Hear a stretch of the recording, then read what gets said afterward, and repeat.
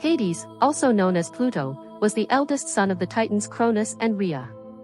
He had powerful siblings, Zeus, Poseidon, Hera, Demeter, and Hestia. When the three brothers divided the world, Zeus took the heavens, Poseidon the sea, and Hades became the ruler of the underworld, the realm of the dead. Even though Hades' main domain was the underworld, he had influence over the earth too, but he rarely left his dark kingdom. To people on earth, Hades was mysterious and intimidating. Unlike what people might imagine, Hades wasn't an evil figure torturing souls. He was actually a stern but fair ruler, often called Zeus of the Dead, because he treated the deceased with respect. The punishments in the underworld, specifically in Tartarus, were decided by other gods, not Hades himself. Despite this, Hades was feared and disliked by both mortals and gods. People seldom prayed to him, and when they did, it was usually to wish something bad upon their enemies. Since no one wanted to meet him too soon, they were hesitant to make promises or oaths using his name. When they made sacrifices to him, they would often look away. Just saying the name, Hades, was scary to many people, so they used different names to refer to him. Because valuable minerals like gold and silver come from beneath the earth, which was Hades' domain, the Greeks also called him Pluto, associating him with wealth. When the Greeks wanted to honor or appease Hades, they would bang their hands on the ground to make sure he could hear them from the underworld. Black animals, like sheep, were sacrificed in his name. While some myths strongly reject human sacrifice, which could suggest distant memories of such practices. For these offerings, the blood of the sacrificed animal was poured into a pit or crack in the ground, symbolizing the connection to the underworld. The person making the sacrifice would always turn their face away during the ritual. Hades' wife was Persephone, the daughter of Zeus and Demeter. However, Persephone didn't go to the underworld by choice. One day, while picking flowers in a field, Hades abducted her. Zeus had secretly promised Persephone to Hades as his wife. Demeter, Persephone's mother, was heartbroken and furious when she found out. In her grief, she cast a curse on the land, causing a terrible famine. No crops would grow, and people and animals began to suffer. The gods begged Demeter to stop the famine, but she refused until she was reunited with her daughter. Zeus then sent Hermes, the messenger god, to ask Hades to release Persephone. Hades agreed but secretly gave Persephone a pomegranate seed to eat before she left. In the underworld, eating food meant being bound to it. So, because Persephone ate the seed, she was tied to Hades and could not leave completely. In the end, a compromise was made. Persephone would spend part of the year with Hades in the underworld and the rest of the time with Demeter on earth. When Persephone is in the underworld, Demeter mourns, and winter comes. When Persephone returns, Demeter rejoices, and spring arrives. This explains why the seasons change every year.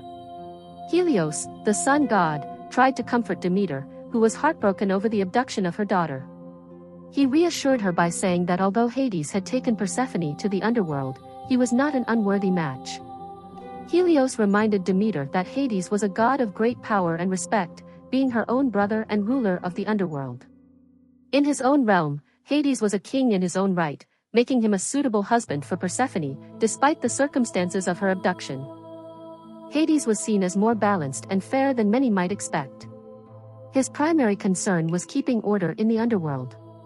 He was stern and serious, treating all souls equally and ensuring they followed the rules of his domain.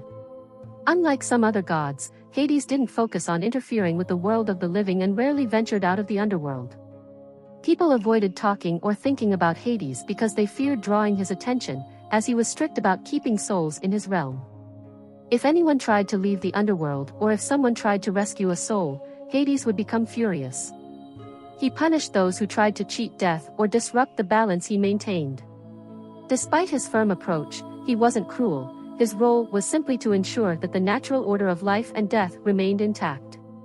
While usually indifferent to his subjects, Hades was very focused on the punishment of these two people, Sisyphus and Pirithous. Sisyphus, the king of Ephyra, now Corinth, was a cunning ruler who often used deception to show off his power, even killing guests, which angered the gods. His most infamous crime was cheating death not once, but twice. As punishment, the gods, led by Hades, sentenced him to an eternal task in the underworld, rolling a massive boulder up a steep hill. However, just as Sisyphus would near the top, the boulder would magically roll back down, forcing him to start over again. This never-ending, pointless task became a symbol of futile effort. The punishment was a result of Sisyphus's arrogance, as he believed he was cleverer than the gods, even Zeus. Hades outsmarted him by ensuring the rock would never stay in place, trapping Sisyphus in a cycle of frustration forever. Today, any task that feels endless and pointless is referred to as Sisyphean. Sisyphus's story has been retold in many works of art and literature, and his punishment was even depicted by the ancient painter Polygnotus on the walls of a famous building at Delphi. Pirithous was known as a son of Zeus, in some accounts, Ixion, and a king of the Lapiths. He had a close friend Theseus, king of Athens.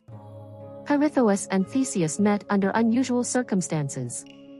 Pirithous, known for his bravery, heard tales of Theseus's great deeds and wanted to test him. He raided Theseus's herds in Attica. Instead of responding with anger, Theseus admired Pirithous' courage, and the two warriors became best friends. They were so close that they fought together in several legendary adventures.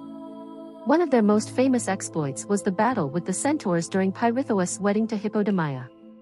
The centaurs, guests at the wedding, became drunk and tried to abduct the bride and other women. This sparked the battle of the Lapiths and centaurs, where Pirithous and Theseus fought bravely to protect the women. Both heroes, being ambitious, decided to marry the daughters of the gods. Theseus chose to abduct Helen of Sparta, who would later become the infamous Helen of Troy, while Pirithous set his sights even higher. He wanted Persephone, the queen of the underworld, and wife of Hades. Their plan to abduct Persephone led them to the underworld. However, Hades had already been warned of their intentions. When they arrived, Hades pretended to welcome them, offering them seats on a rock. But once seated, they found themselves trapped, unable to move. Lus was one of the most beautiful nymphs, the daughter of Oceanus. Hades, the god of the underworld, fell in love with her and took her to live with him in his realm.